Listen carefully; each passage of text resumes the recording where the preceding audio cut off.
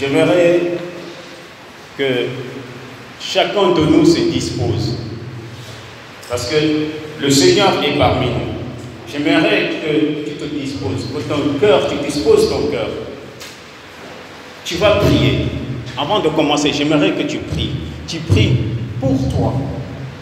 Parce que le Seigneur est présent. Le ciel est ouvert. Tout ce qui ne fonctionne pas dans ta vie, tout ce qui te bloque d'avancer dans ta vie, je prie que tu baisses la tête. On prend quelques minutes et tu vas prier. Je vais demander à la chorale de nous accompagner. J'aimerais que la chorale puisse chanter le chant de 2 Chroniques 7, le verset 17. Le chant dit ceci: si mon peuple sur qui est invoqué mon nom s'humilie, prie et cherche ma face, et s'il se détourne de ses mauvaises voies, je l'exaucerai des cieux, je lui pardonnerai son péché et je guérirai son pays. Amen. J'aimerais que la chorale entende ce chant et que chacun de vous qui dispose son cœur, il tourne son cœur vers le Seigneur et il demande au Seigneur de l'exaucer, que la gloire de Dieu se manifeste dans la vie de chacun d'entre nous. Élève la voix. Si mon petit est invoqué mon nom, si mon petit est invoqué mon nom, s'humilie, prie, cherche ma face, et se retourne de ses péchés, je l'exaucerai.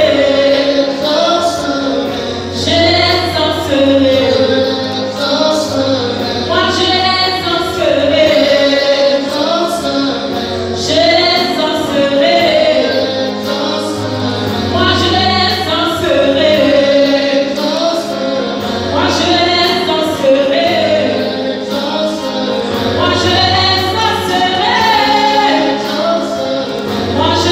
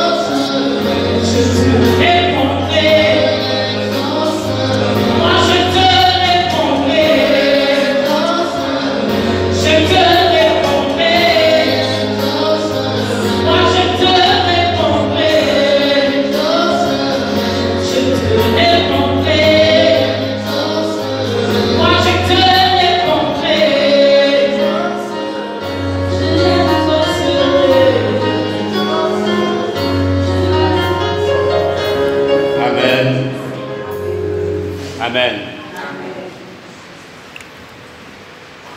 La semaine dernière, on a vu que nous sommes tous fils de lumière, c'est-à-dire enfants de Dieu. Nous portons la lumière de Dieu en nous. Christ a dit ceci: vous êtes la lumière du monde. Vous êtes la lumière du monde.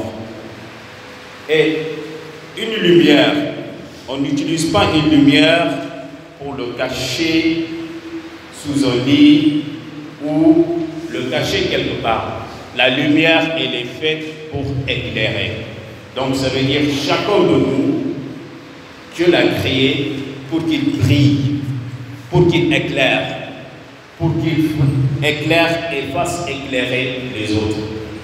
Et aujourd'hui, nous allons voir sur ce qu'on appelle la gloire de Dieu, sur chacun d'entre nous.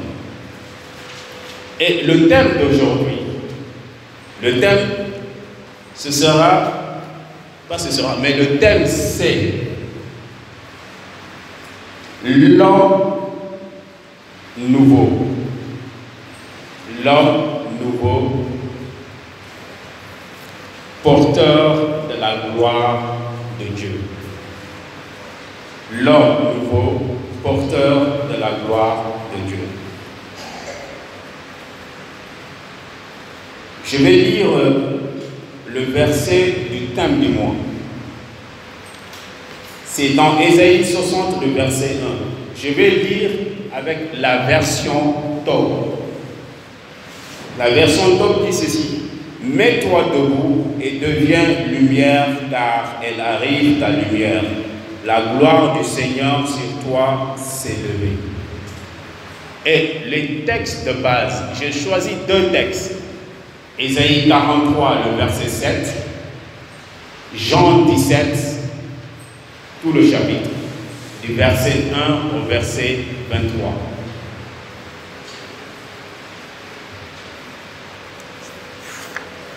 Ésaïe 43, le verset 7. Ésaïe 43, verset 7, la parole. Tous ceux qui s'appellent de mon nom, que j'ai créé pour ma gloire, que j'ai formé et j'ai fait. La parole dit: quiconque, dans ma version, quiconque s'appelle de mon nom, et pour qui ma gloire j'ai créé, formé et fait. Et Jean 17, du verset 1 au verset 23. Jean 17, verset 1 à verset 23, je lis la parole. Non, au verset 26. Jean 17, 1 à 26. Excusez-moi. Donc je lis tout le chapitre. Tout le chapitre. Après avoir ainsi parlé, Jésus leva les yeux au ciel et dit: Père, l'heure est venue, glorifie ton Fils, afin que ton Fils te glorifie, selon que tu lui as donné pouvoir sur toute chair, afin qu'il apporte la vie éternelle à tous ceux que tu lui as donnés. Or, la vie éternelle, c'est qu'ils te connaissent, toi, le seul vrai Dieu, et celui que tu as envoyé, Jésus-Christ. Je t'ai glorifié sur la terre. J'ai achevé l'œuvre que tu m'as donnée à faire. Et maintenant, toi, Père, glorifie-moi auprès de toi-même, de la gloire que j'avais auprès de toi avant que le monde fût. J'ai fait connaître ton nom aux hommes que tu m'as donnés du milieu du monde. Ils étaient à toi. Et tu me les as donnés et ils ont gardé ta parole. Maintenant, ils ont connu que tout ce que tu m'as donné vient de toi. Car je les ai donné la parole que tu m'as donnée. Et ils ont reçu. Et ils ont vraiment connu que je suis sorti de toi. Et ils ont cru que tu m'as envoyé.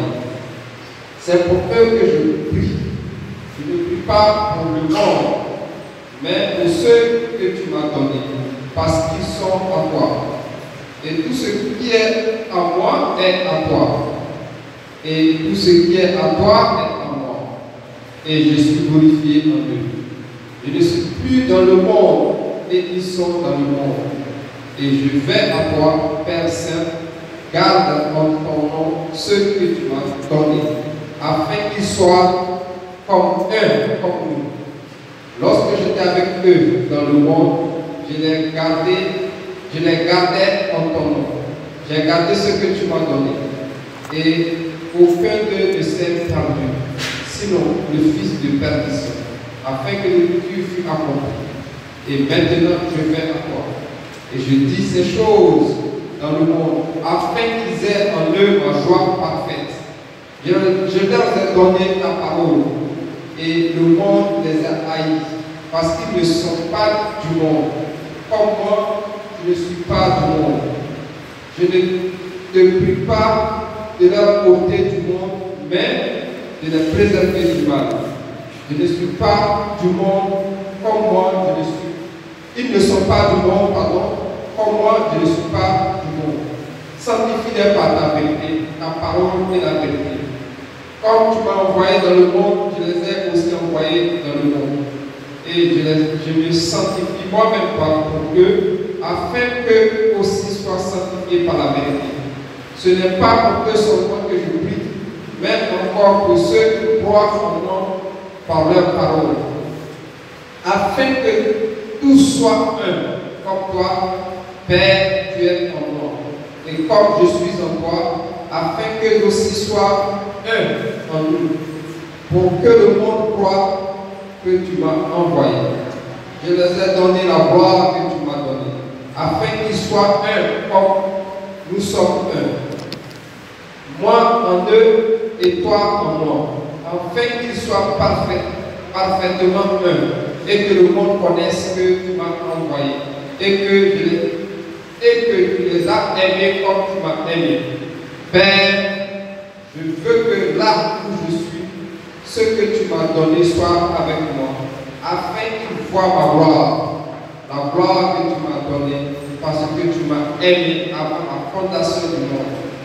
Père, juste, le monde ne t'a point connu, mais moi je t'ai connu.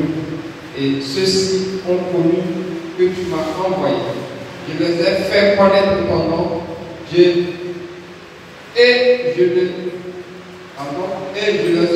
ferai connaître, afin que l'amour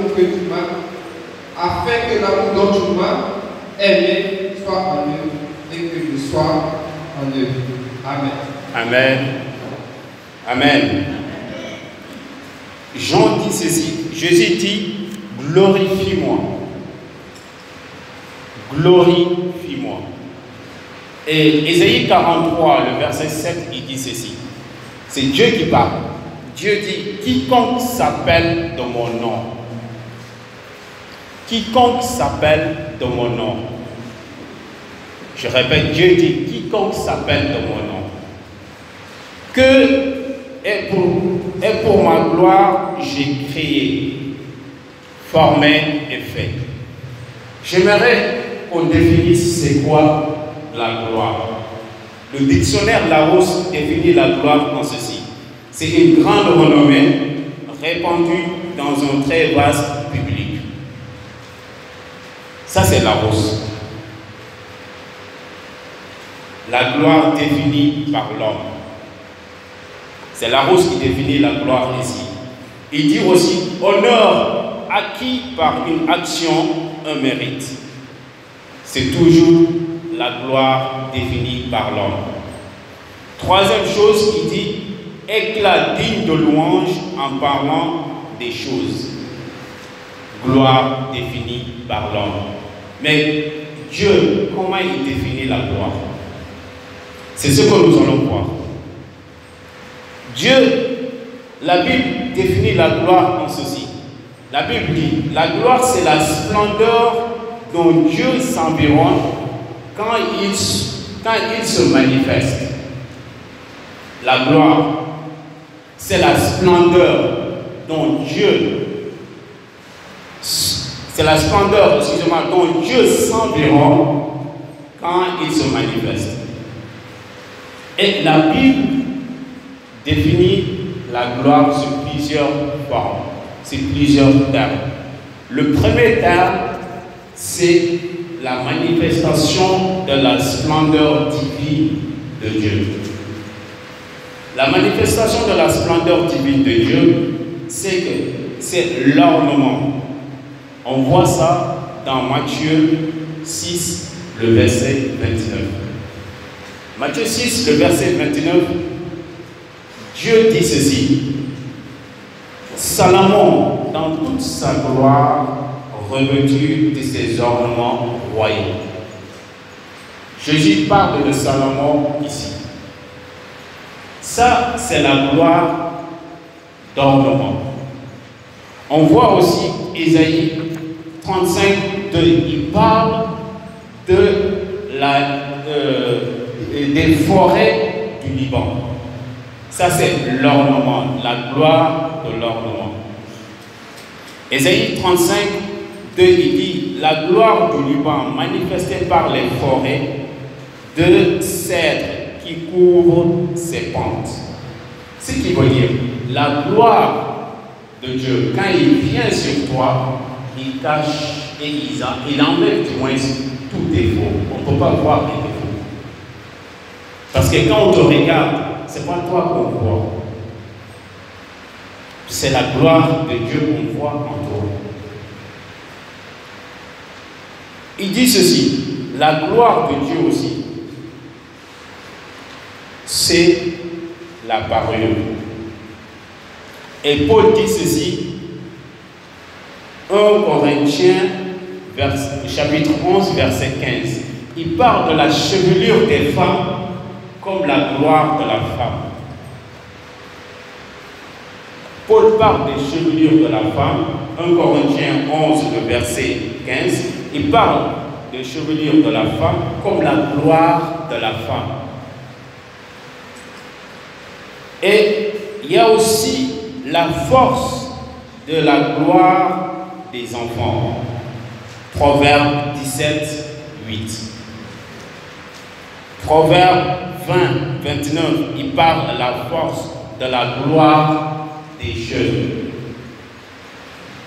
Aussi. Il y a enfin l'éternelle gloire d'Israël. Jérémie 2, verset 11 et Ésaïe 60, le verset 1. La gloire définie par la Bible, ce qui manifeste la splendeur divine de Dieu, c'est quoi? Ce qui donne de l'éclat comme l'idée de richesse et de parure. C'est ce qui définit la gloire, la manifestation de la splendeur divine. Première chose. Et si nous attardons sur ce qui définit l'éclat, cet éclat lui-même, dans cet éclat, la gloire de Dieu est considérée comme le rayonnement qui éblouit, aveugle, inspire à tous crainte, respect, admiration et adoration. C'est ça la gloire de la splendeur de Dieu, qui se manifeste divinement. La deuxième chose, c'est la manifestation purement spirituelle de la gloire de Dieu. La manifestation spirituelle de la gloire de Dieu, c'est quoi? C'est l'éclat de ses perfections infinies, la révélation de sa sainteté, de sa pureté, de sa puissance, de son amour. En tout cela, nous trouvons cela en Jésus-Christ. Lui qui s'est fait chair. Lui qui s'est fait péché. Ça veut dire qui s'est fait homme. Lui qui n'a pas regardé la gloire qu'il avait auprès du Père comme on proie à arracher. Non. Il a posé ses yeux d'amour sur chacun d'entre nous, sur l'être humain. Il a accepté qu'on l'humilie. Il a accepté que sa créature l'humilie. Il a accepté que sa créature le cloue sur une croix infâme. Lui qui a dit ceci, maudit à l'homme qui se fait pendre sur du bois mort. Mais lui, il a accepté de se faire crucifier sur une croix infâme.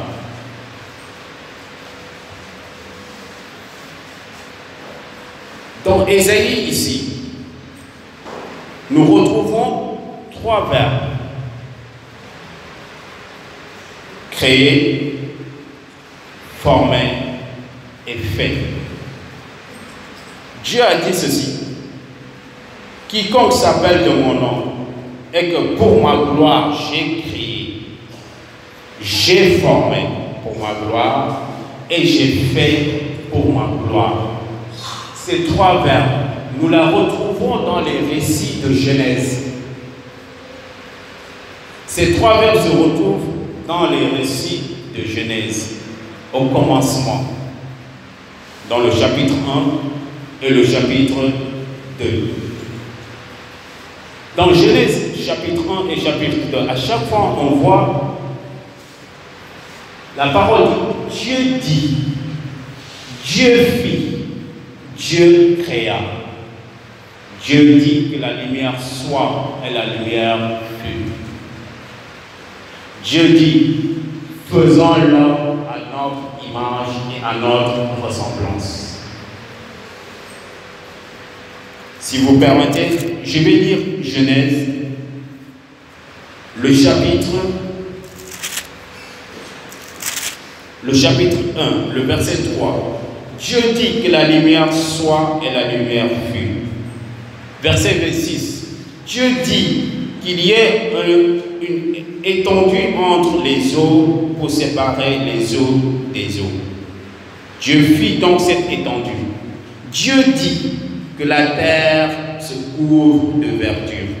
Dieu dit qu'il y ait des astres. Dieu fit les deux grands astres. Dieu dit que les eaux se mettent à grouiller. Dieu créa selon leur espèce les grands monstres. Dieu dit, et enfin il vient, il fait quelque chose d'extraordinaire. Dans l'homme, Dieu a dit, Dieu a fait et Dieu a formé. 3 choses dans un seul être qui est l'homme. Ce qui veut dire la définition de la gloire de Dieu. La définition de la gloire de Dieu, c'est l'homme. Regarde ton frère, tourne-toi vers ton frère et tu lui dis, tu es la gloire de Dieu. Tu es celui qui porte la gloire de Dieu. L'homme que Dieu a créé, Dieu dit ceci: faisons l'homme à notre image, selon notre ressemblance, pour qu'il domine sur les poissons de la mer, sur les oiseaux du ciel, sur le bétail, sur toute la terre et sur les reptiles qui rampent sur la terre. Puis le verset suivant, il dit, Dieu créa l'homme à son image. Il les créa à l'image de Dieu, homme et femme, il les créa. Ça c'est au verset 1, le chapitre 1. Le chapitre 2. Le chapitre 2 nous montre et nous décrit comment Dieu a créé l'homme. Dans le chapitre 2, au verset 7, le verset 7 dit ceci: l'Éternel Dieu forma l'homme de la poussière du sol.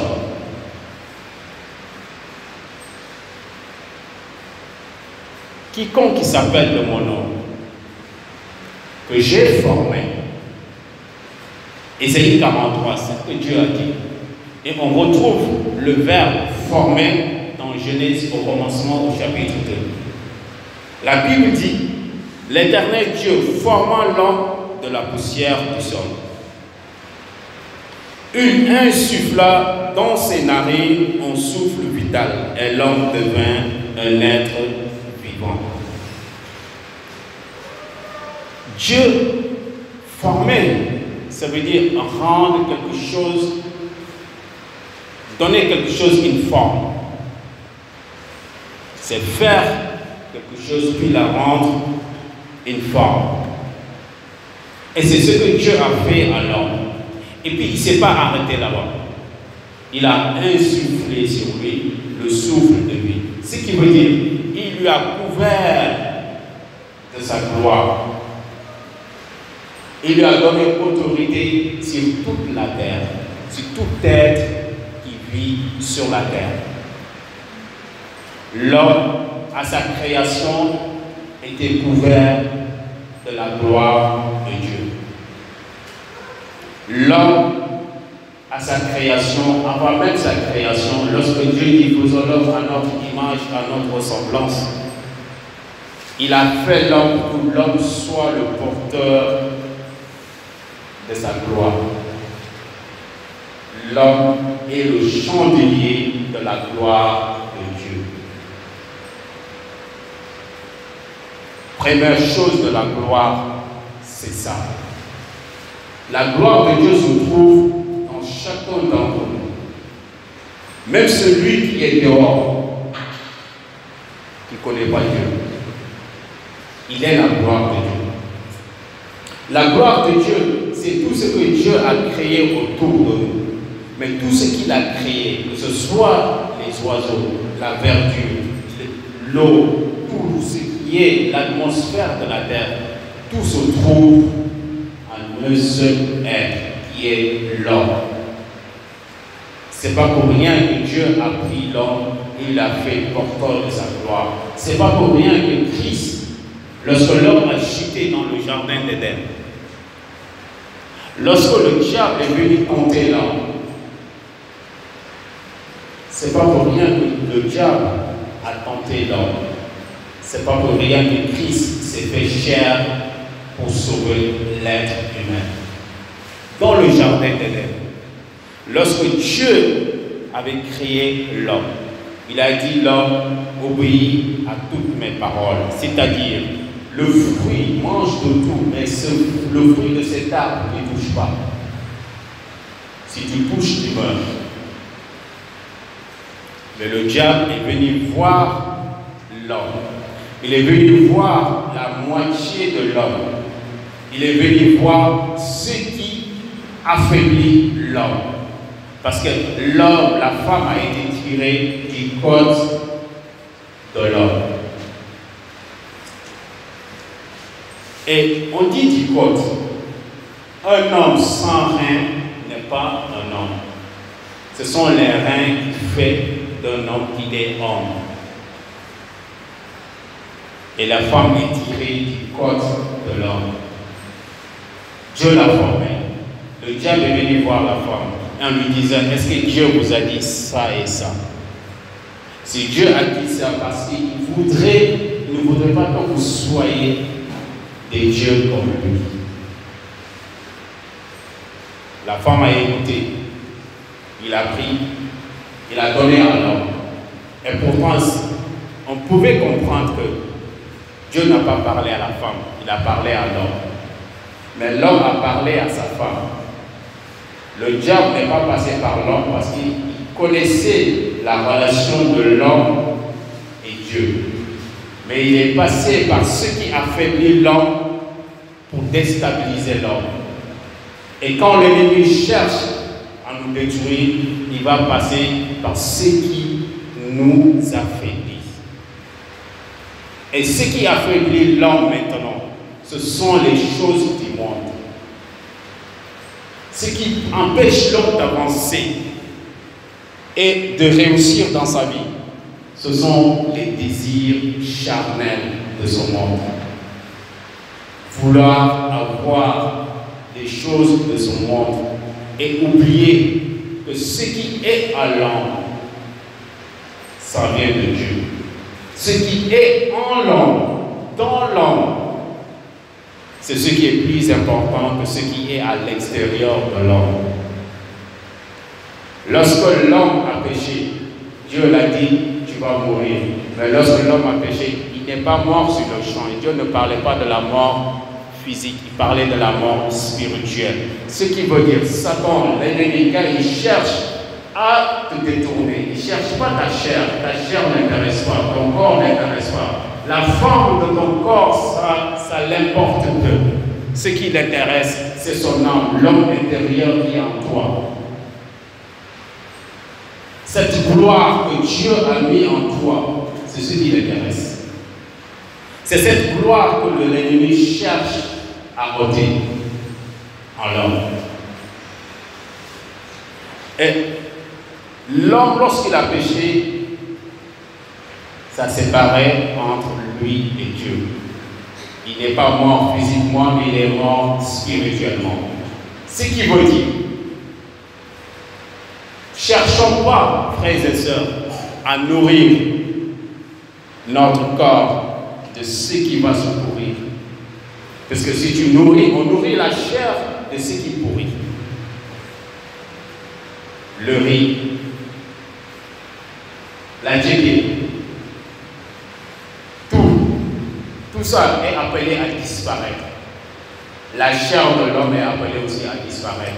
Donc ce qui veut dire, la chair de l'homme se nourrit tout simplement de ce qui est appelé à disparaître. Mais l'âme de l'homme est éternelle. Il est appelé à vivre éternellement. Et la parole de Dieu est éternelle. Christ a dit, tout passera sauf ma parole. Même le ciel et la terre passeront. Mais ma parole ne passera pas. C'est pas pour rien que Christ a dit, l'homme ne se nourrit pas du pain seulement, mais de toute parole qui sort de la bouche de Dieu. Lorsque le diable est venu pour tenter Christ, 40 jours dans le désert, il lui a dit, puisque tu es le Fils de Dieu, transforme ces pierres en pain. Et Christ, qu'est-ce qu'il a répondu? Il a dit, il y est écrit que l'homme ne se nourrit pas de pain seulement, mais de toute parole qui sort de la bouche de Dieu. Donc, nous ne devons pas nous focaliser sur ce qui pourrit, mais ce qui doit durer éternellement. Oui, notre corps a besoin de ces choses ici-bas, mais elles ne sont pas ici-bas. Cherche d'abord le royaume des cieux, ce qui est éternel, et Dieu pourvoira le reste. Parce que tout a été créé par la parole de Dieu. Amen.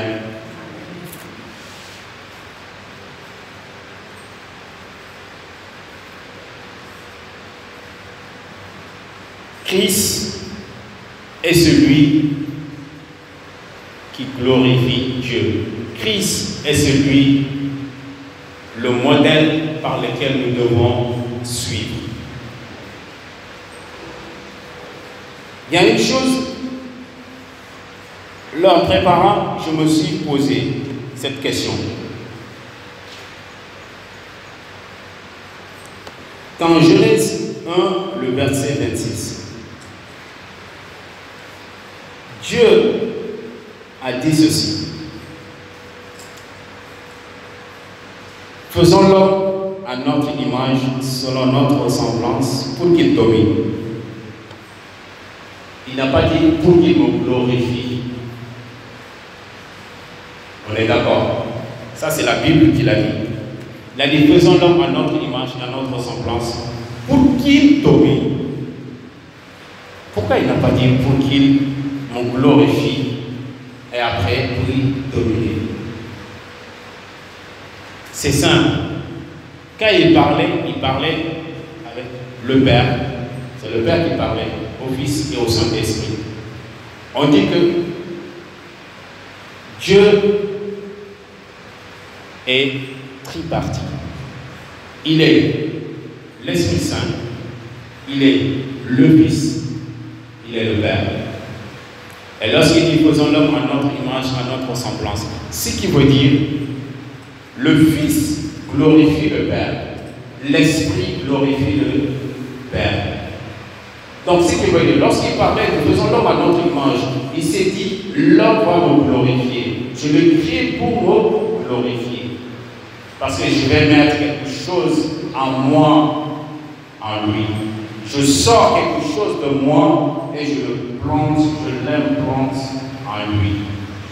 C'est ce qu'il dit au verset 7 du chapitre 2 il insuffla dans ses narines un souffle vital.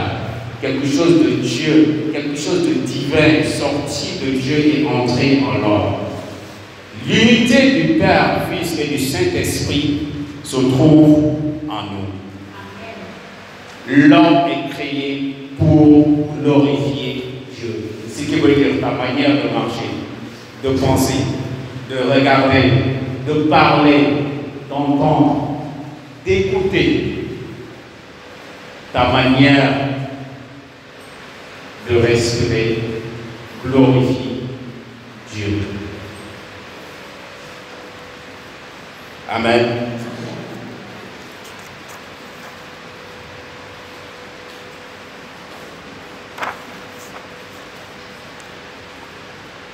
La gloire de Dieu,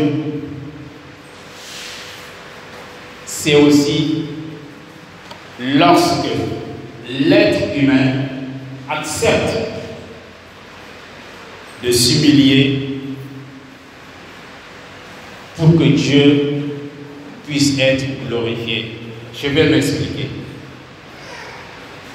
La gloire de Dieu, c'est lorsque l'homme accepte de s'humilier pour que Dieu puisse être glorifié.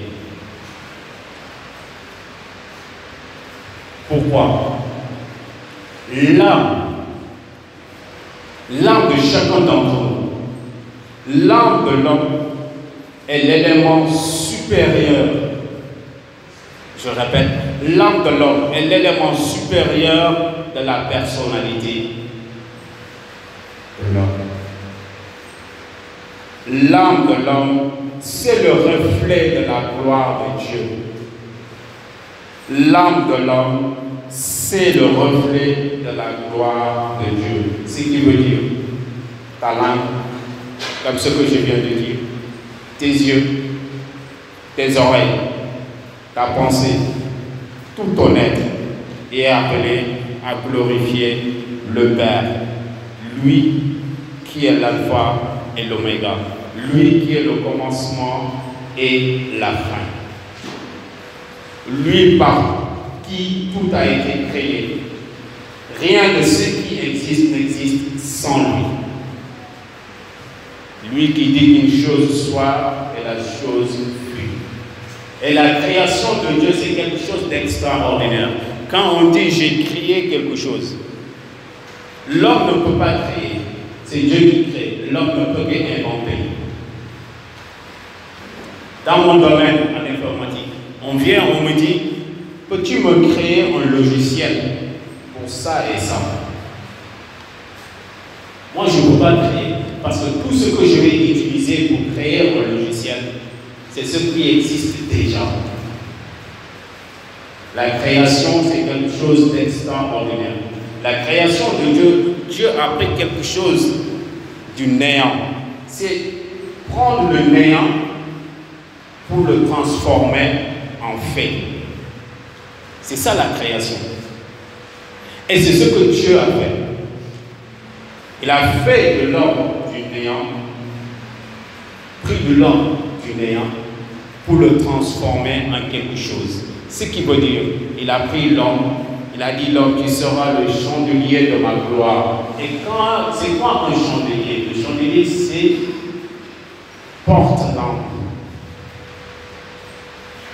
Le chandelier, c'est quelque chose qu'on dépose la lumière. Et quand le chandelier porte la lumière, avant que les autres ne soient éclairés, c'est le chandelier même qui est éclairé en premier. Amen.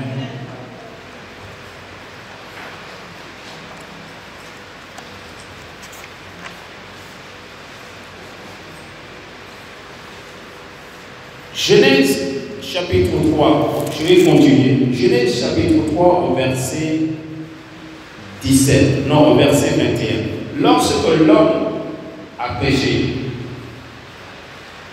il n'est pas mort sur le champ, physiquement, non, mais spirituellement il est mort. Mais Genèse 3, le verset 27, 21, il dit ceci: l'Éternel, Dieu fit à Adam et à sa femme des habits de peau dont il est revêtu. L'Éternel Dieu fit à Adam et à sa femme des habits de peau dont il est revêtu. Pourquoi Dieu revêtit l'homme? Parce que lorsque l'homme a péché, lorsque l'homme n'avait pas péché, il ne savait pas qu'il était venu, parce que la gloire de Dieu était sur lui. Mais lorsqu'il a péché,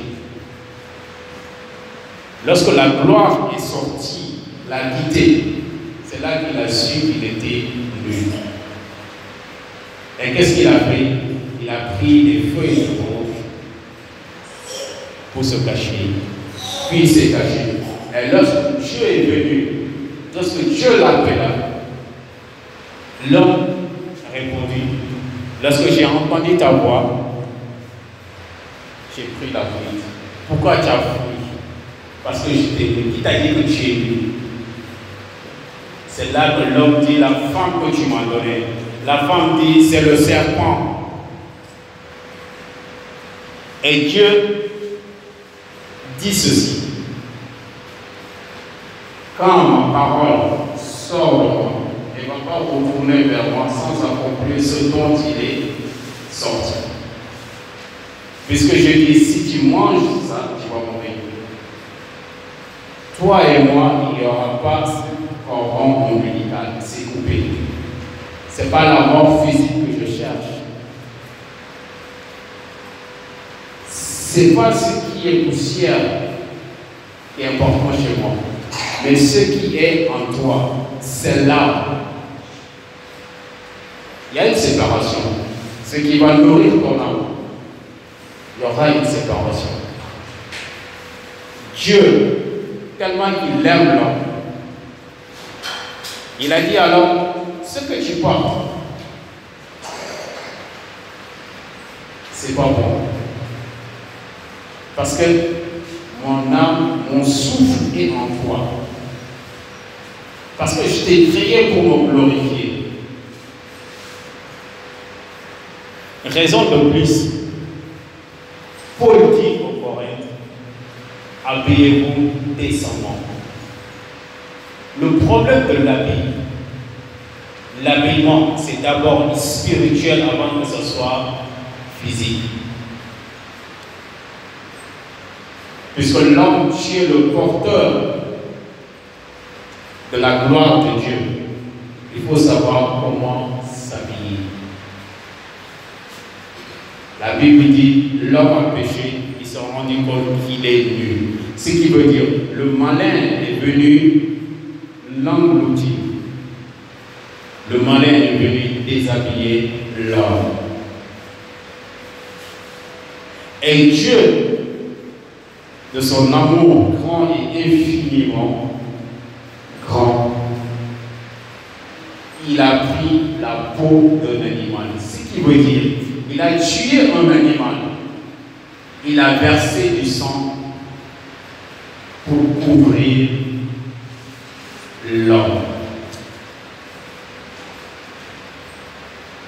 Et puisqu'il a donné le pouvoir à l'homme sur toute la terre, toute créature, ce qui veut dire, ce qui peut réconcilier l'homme et Dieu, ce n'est pas la chose qui est inférieure à l'homme qui peut réconcilier l'homme avec Dieu. Non, non, ça doit être une chose qui est supérieure à l'homme.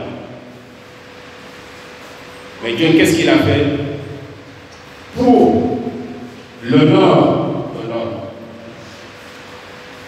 il a préféré tuer un animal, prendre la peau et couvrir, habiller l'homme de la peau.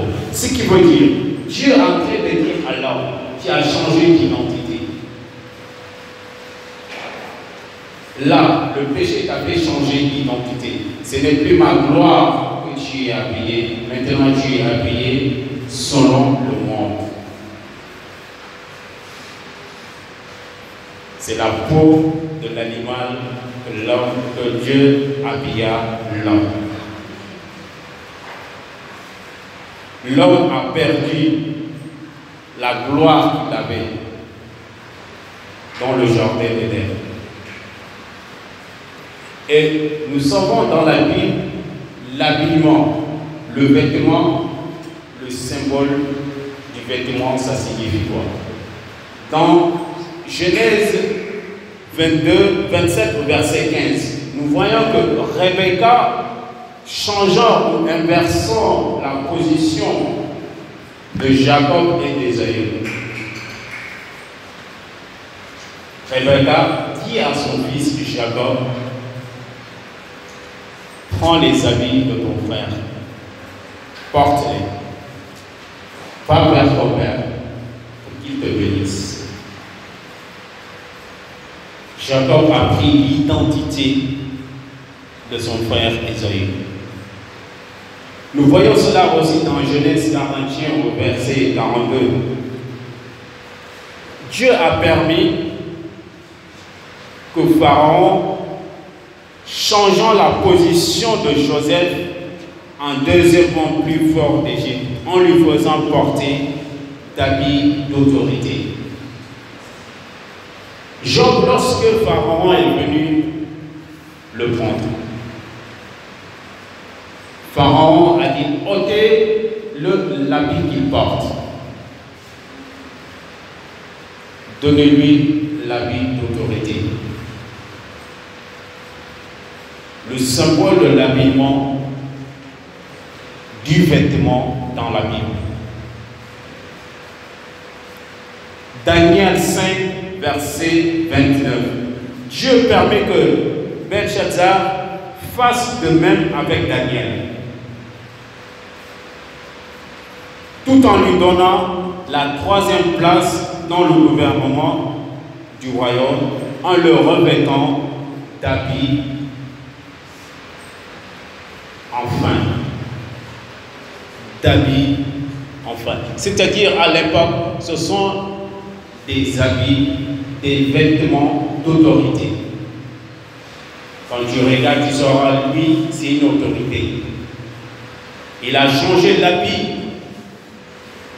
que portait Daniel. Ce qui veut dire que Daniel a changé de position, Daniel a changé d'identité. Comme Dieu habilla l'homme de vêtements de peau, là, il a dit: l'homme, tu as changé d'identité, tu as changé de position. Tu es allé, tu as quitté de la lumière vers les ténèbres. Et enfin, dans Jean 13, 14, Christ. Jean 13, verset 4. Jean 13, le verset 4, dit ceci: se leva de table, ôta ses vêtements et prit un linge dont il s'entoura. Ici, c'était lorsque Christ était avec ses disciples,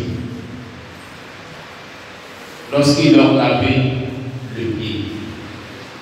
La Bible dit: se levant à table, se leva de table du moins, ôta ses vêtements et prit un linge et dont il s'entoura. Ce qui veut dire, Christ est en train de montrer à ses disciples ce qui allait se passer avec lui. Il est en train de leur montrer: moi qui suis là avec vous, j'étais en haut. J'étais dans une position de gloire. Mais je suis descendu prenant forme humaine. Je suis descendu devenant péché pour vous. Il est en train de leur montrer ceci. J'ai changé d'identité pour devenir serviteur, esclave pour vous, afin que vous soyez des enfants de Dieu. Christ a changé, a troqué son vêtement pour celui d'un serviteur. Et nous voyons cela lorsqu'il a été crucifié dans Marc 15, le verset 46. Lorsqu'il a été crucifié,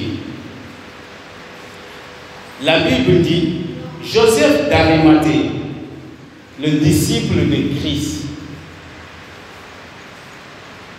lui qui faisait partie du Sanhédrin. Joseph d'Arimathée est venu demander à Pilate le corps du Christ. Et il est parti prendre ce qu'on appelle un linge. Le linge pour embaumer le corps du Christ. Et la Bible dit ceci. Les soldats, ils se sont dit, il ne faut pas qu'on déchire son vêtement, mais on doit tirer le vêtement en sort. C'est-à-dire, même son vêtement, son royaume ne peut être divisé. Le fait qu'il a laissé sa gloire dans le ciel, il est descendu. Ça ne veut pas dire qu'il a perdu. Le fait qu'il ôta ses vêtements pour se laver les pieds de ses disciples,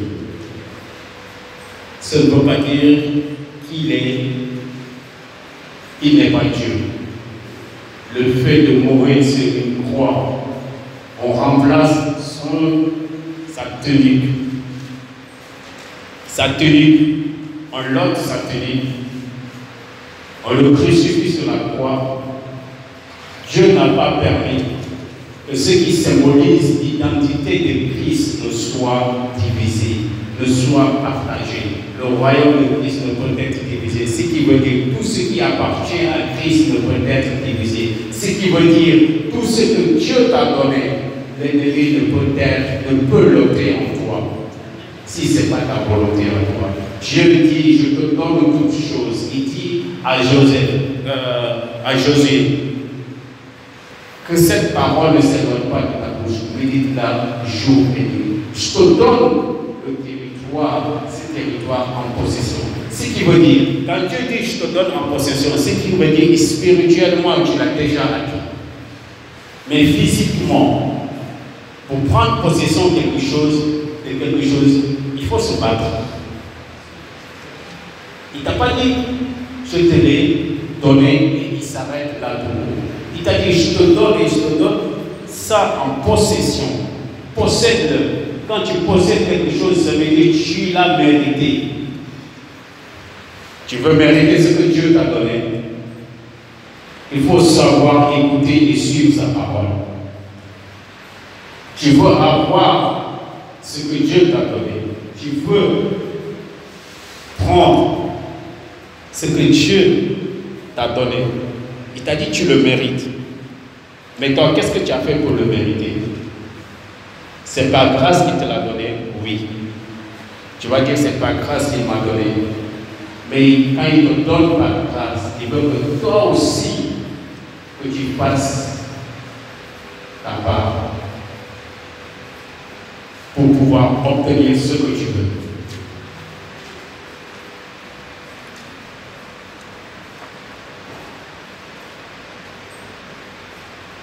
Jean 19, 23 à 24. Ici,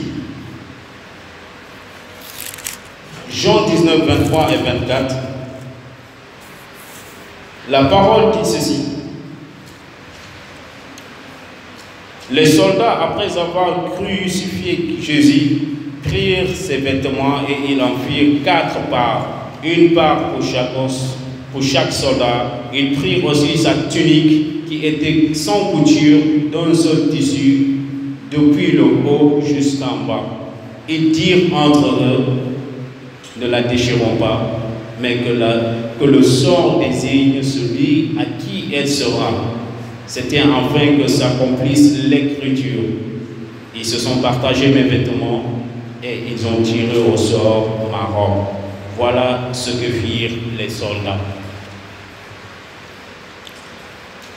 Les soldats n'ont pas pu déchirer sa tunique.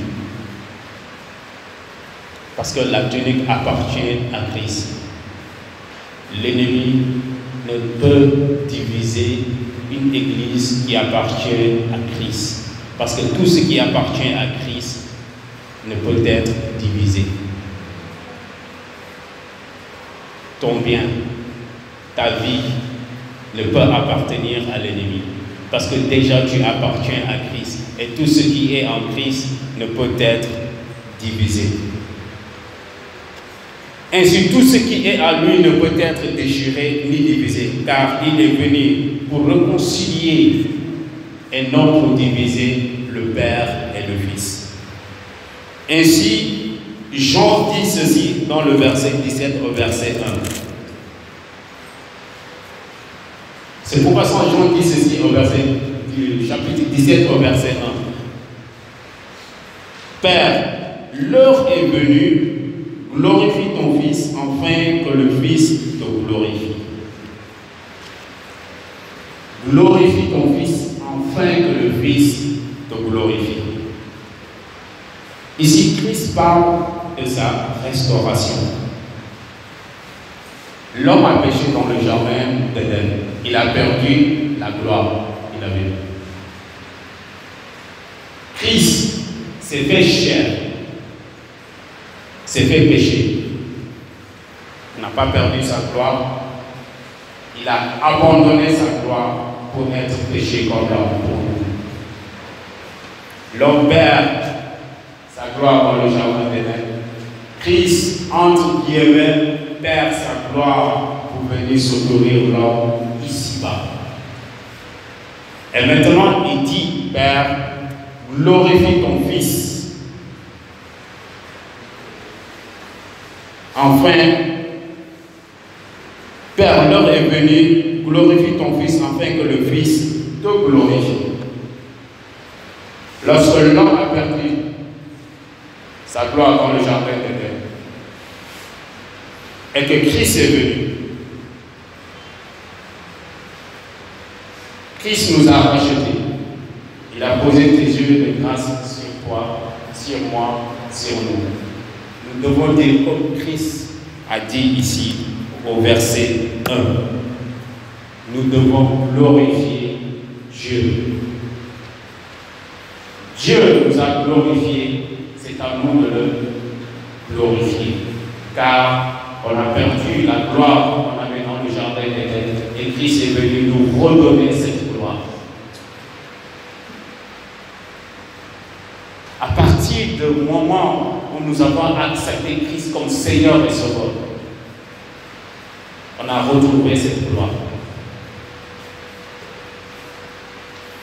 Exemple, dans Jean 20, le verset 22. Jean 20, le verset 22, il dit ceci. Après ces paroles, ça c'est l'apparition de Christ en ses disciples. Il dit ceci. Après ces paroles, il souffla sur eux et leur dit, recevez l'Esprit Saint. Il souffla sur eux et leur dit, recevez l'Esprit Saint. Ça, c'est après avoir été crucifié et ressuscité le 3e jour. Les disciples étaient dans une chambre, barricadés dans une chambre. La Bible dit, dans le verset 19, c'était au soir, la Bible dit, tout était fermé. Ce qui veut dire, lorsque l'homme a péché, tout ce qui est autour de lui était fermé. Et aujourd'hui, Dieu te dit, tout ce qui est dans ta vie qui est fermé, Christ est venu l'ouvrir et pour sa gloire puisse se manifester en vous. Aujourd'hui, c'est un jour, vous savez, quand une occasion se présente, il faut savoir la saisir. Je répète, quand une occasion se présente, il faut savoir la saisir. Quand une occasion se présente, il faut savoir la saisir. Une occasion, quand elle se présente, pour qu'elle se répète encore, seul Dieu sait. Quand une occasion se présente, il faut savoir la saisir. Ce qui veut dire, aujourd'hui, ouvre ton cœur. Laisse pas l'ennemi te distraire. Ouvre les oreilles spirituelles de ton cœur. Dieu est en train de parler à quelqu'un. Dieu dit, tout ce qui a été bloqué, fermé, barricadé par l'ennemi, Christ est venu ouvrir les portes pour toi. Christ est venu ouvrir les portes pour toi. C'est extraordinaire quand quelqu'un dit Amen. Mais c'est frustrant quand Dieu te révèle que la personne qui dit Amen a un doute.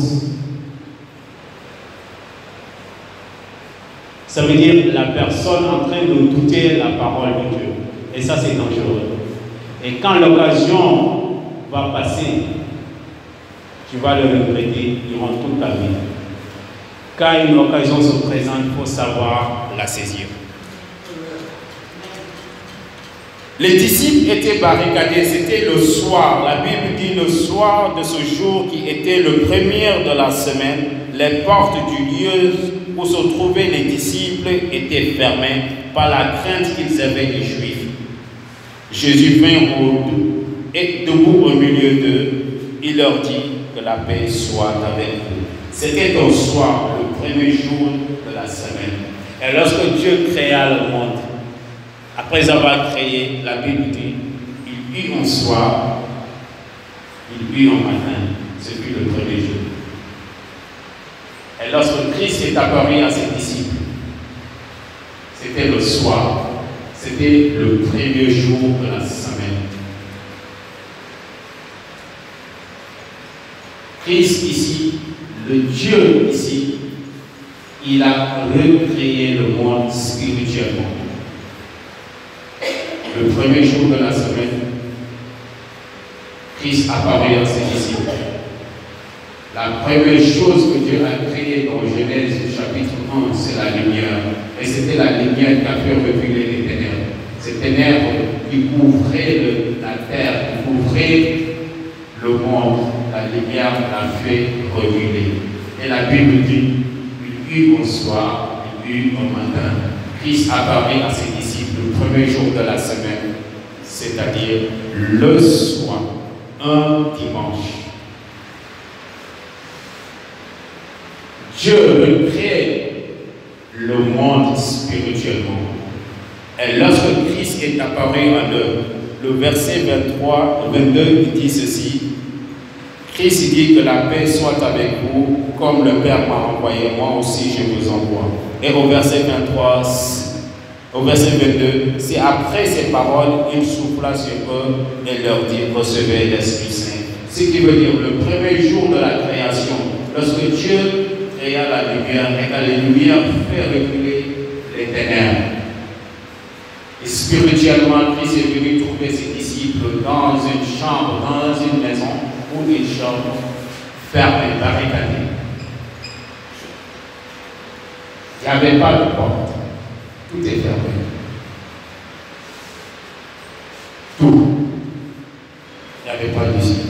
Ils ont fermé par peur. Peur de leurs proches. Peur de ce que les autres vont dire. C'est notre réaction, nous, en tant qu'êtres humains. Nous avons peur. Peur d'agir. Peur de suivre Christ. On a peur que les autres nous critiquent. On a peur des regards des autres. Mais Christ dit ceci à ses disciples. La première chose, première parole qu'il a prononcée, c'est là, il a dit que la paix soit avec vous. Ce qui veut dire, ne craignez rien. N'ayez peur de rien. Je suis là avec vous. Et c'est là qu'il a il souffla l'Esprit Saint sur eux. Il a revêtu eux tous de la gloire de Dieu. Il y avait un qui n'était pas avec eux, Thomas. Mais lorsque les disciples sont venus, lorsque Thomas est venu, les disciples, les autres, les 10 l'ont expliqué. Thomas ne croyait pas. Il a dit, tant que je n'ai pas vu moi, je n'ai pas mis mon doigt sur le trou de la main, je n'ai pas touché son corps, je ne croirai pas. Et la Bible dit ceci. Jésus a attendu une semaine, 8 jours après, il a réapparu. Thomas était avec eux. Il dit à Thomas, ne sois pas incrédule. Christ est en train de dire à quelqu'un ici, ne sois pas incrédule. Crois seulement et tu verras la gloire de Dieu. Quand tu croiras, tu verras Dieu agir dans ta vie. Christ est venu pour redonner gloire à chaque être humain, celui qui croira en lui. La gloire que l'homme a perdue dans le jardin d'Éden. Ce qui veut dire le nouvel homme est celui qui porte la gloire de Dieu. L'homme nouveau est le chandelier de la gloire de Dieu. Christ, comme Christ est l'image de Dieu, dans Hébreux 1, le verset 3, il dit ceci. Christ, il est le rayonnement de la gloire de Dieu. La preuve en est qu'il a obéi à la parole de Dieu. Il est la parole qui s'est fait chair. Il est l'obéissance de la parole qui s'est fait chair. Par la désobéissance de l'homme, l'homme a perdu sa gloire, le péché est rentré. Mais c'est par l'obéissance de l'homme que l'homme a retrouvé sa gloire. Et cet homme, c'est Christ. Ce qui veut dire l'obéissance de la parole de Dieu est l'huile qui alimente la lampe que tu portes, qui est la gloire de Dieu. Je répète. L'obéissance à la parole de Dieu est l'huile qui alimente la lampe que toi tu portes, puisque tu es le chandelier de la gloire de Dieu. L'homme est le chandelier de la gloire de Dieu. Amen. Si nous continuons au le chapitre 17, le verset 3, le verset 3, le verset 6 et le verset 3, 6, 7 et 8. Le verset 3 dit ceci donc: or, la vie éternelle, c'est qu'ils te connaissent, toi, le seul vrai Dieu, et celui que tu as envoyé, Jésus-Christ. Puis, le verset 6 dit ceci: j'ai manifesté ton nom aux hommes que tu m'as donnés du milieu du monde. Ils étaient à toi et tu me les as donnés. Ils ont gardé ta parole. Le verset 7 dit ceci: maintenant, ils ont reconnu que tout ce que tu m'as donné vient de toi. 8. Car je leur ai donné les paroles que tu m'as données. Ils les ont reçues. Ils ont vraiment reconnu que je suis sorti d'auprès de toi et que je suis. Et ils ont cru que tu m'as envoyé. Dans le verset 3, Or, la vie éternelle, c'est qu'ils te connaissent, toi le seul vrai Dieu, et celui que tu as envoyé, Jésus-Christ. Christ est en train de dire, toi qui à partir du néant,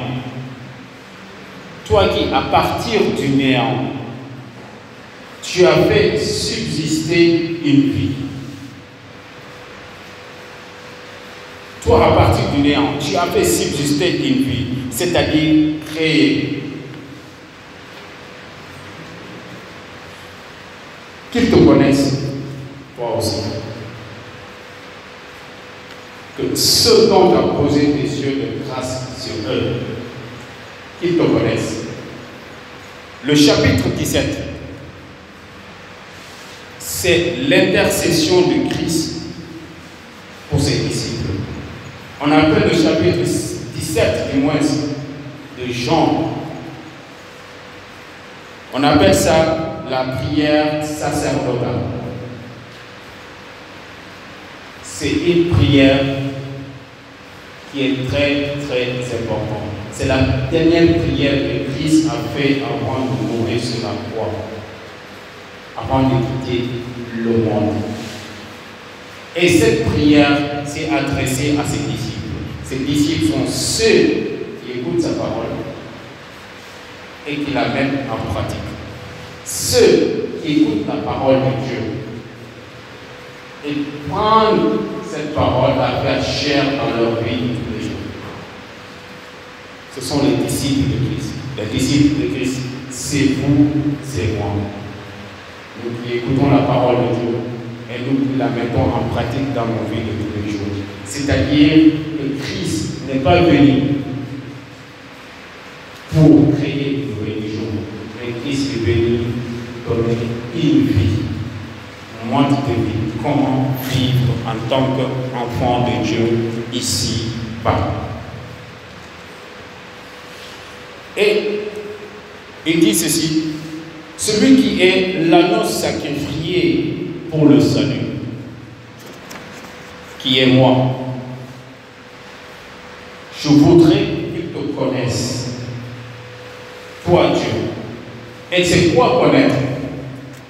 J'aime cette définition de connaître. Ils disent que connaître, c'est avoir une expérience et la mettre,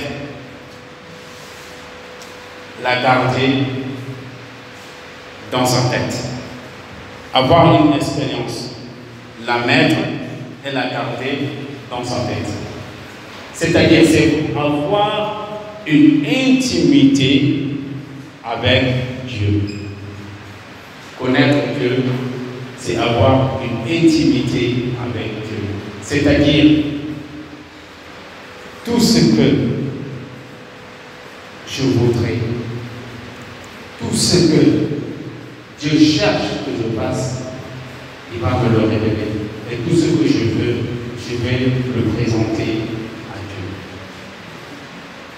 C'est ça connaître. Connaître aussi, c'est savoir, c'est avoir une réputation dans un tel ou tel domaine.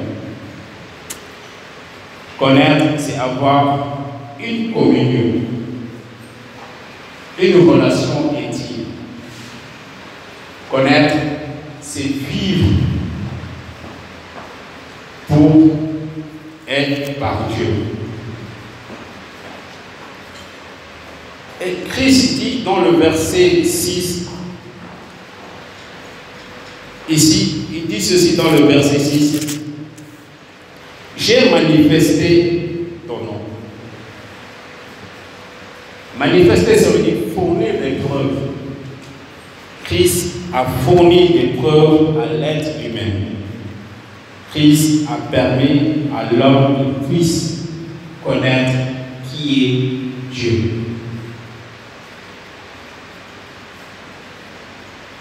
L'homme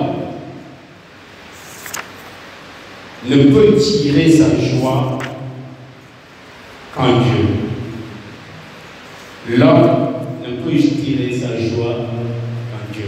Ce qui veut dire, la joie de l'homme n'est pas porter la gloire du monde. Non, c'est loin de là. La gloire, la joie de l'homme, c'est porter la gloire Dieu le Père. C'est ça la joie de l'homme. La joie de l'homme, c'est porter la gloire de Dieu le Père. Christ a dit ceci dans le verset 26. Je leur ai fait connaître ton nom et je leur ferai connaître afin que l'amour dont tu m'as aimé soit en eux et que moi je sois en eux. Et ce qui est formidable, le verset 23, il dit moi en eux, toi en moi, afin qu'ils soient parfaitement un et que le monde connaisse que tu m'as envoyé et que tu les as aimés comme tu m'as aimé. Ce qui veut dire le Père en Christ, Christ en nous. C'est extraordinaire. C'est-à-dire, Christ, il est en toi. Dieu le Père, il est en Christ. La joie que Christ a eue avec le Père, l'amour que le Père a eu en Christ, ça se trouve en toi.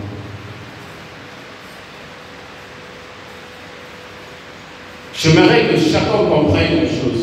Comprenons une chose. Si nous traversons des tribulations, il ne faut pas dire que ces tribulations sont éternelles. Non, puisque tu es le chandelier de la gloire de Dieu. Et le chandelier de la gloire de Dieu, le chandelier, il est couvert et recouvert d'or.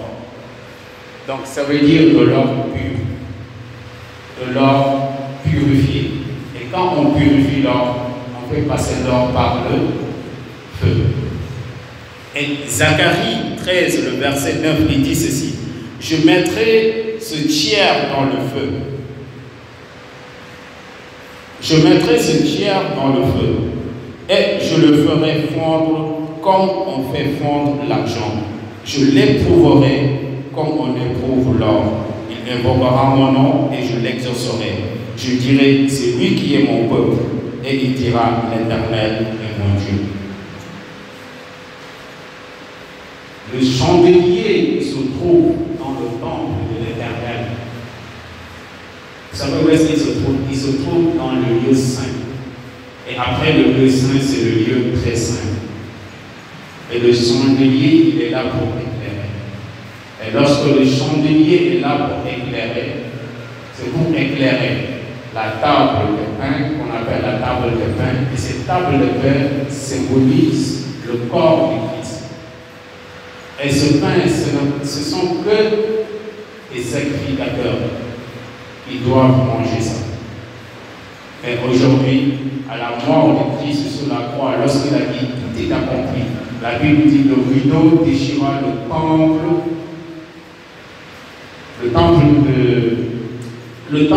rideau du temple se déchira en deux. Ce qui veut dire, ce qui séparait le chandelier du lieu saint au lieu très saint s'est déchiré en deux.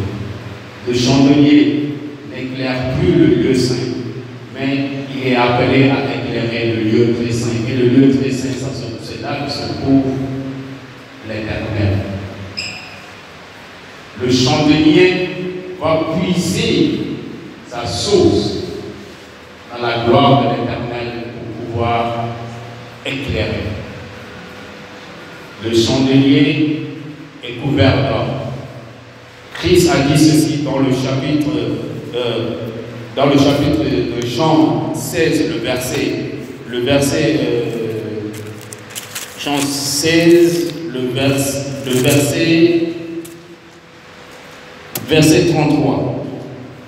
Il dit, je vous ai parlé ainsi pour que vous ayez la paix en moi. Vous aurez des tribulations dans le monde, mais prenez courage, moi j'ai vaincu le monde. Il dit, Vous aurez des tribulations dans le monde, mais prenez courage, moi j'ai vécu le monde. Le Père est en Christ. Christ est en toi. Si Christ a vaincu le monde, le Père il a vaincu le monde, tu es vainqueur du monde. N'aie pas peur, car j'ai vaincu le monde. Le monde il est appelé à être conquis par les enfants de Dieu, mais pas à en avoir peur. Car celui qui est en nous a déjà vaincu le monde. Donc tout ce qui te bloque et qui t'empêche d'avancer dans la vie, et lui est sans effet. L'ennemi joue uniquement sur la psychologie de l'homme. Il te montre la réalité. Mais la vérité est plus forte que la réalité. La vérité, c'est la parole de Dieu. Jean 17, 17. Il dit ceci. Sanctifie-les par la vérité, ta parole est vérité. La réalité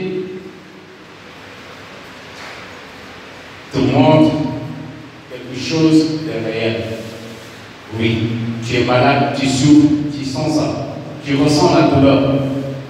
Mais la vérité te dit, tu es guéri. Ne regarde pas la réalité, mais focalise-toi sur la vérité. La réalité te dit, tu es fauché, tu n'as rien, tu ne peux pas avancer. Tout est bloqué. La vérité te dit, je débloque tout quand tu t'humilis, quand tu tournes ton cœur vers moi, quand tu absorbes, manges, écoutes et vis en parole. Que Dieu bénisse sa parole.